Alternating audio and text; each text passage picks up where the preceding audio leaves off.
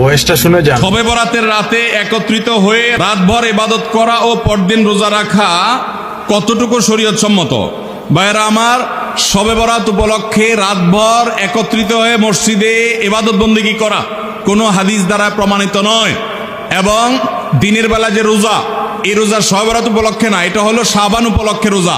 এই রোজা হলো আইয়াম বীজ উপলক্ষে রোজা। নবী করিম সাল্লাল্লাহু আলাইহি ওয়াসাল্লাম শাবান মাসে এমনি বেশি বেশি নফল রোজা রাখতেন, সেই হিসাবে আপনিও রাখবেন।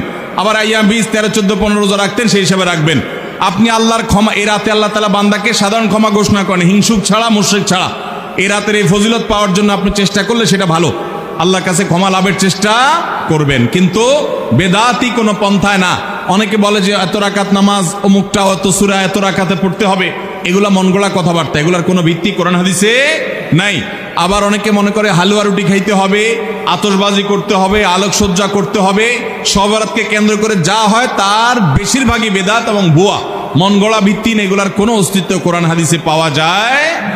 আল্লাহ আমাদের সবাইকে সুন্নাহ মেনে চলার তৌফিক দান করুন। আমরা সুন্নাহ মেনে চলবো। শাবান মাসের সবচেয়ে বড় আমল হলো নফল রোজা রাখা। বেশি বেশি রাখবো তো ইনশাআল্লাহ।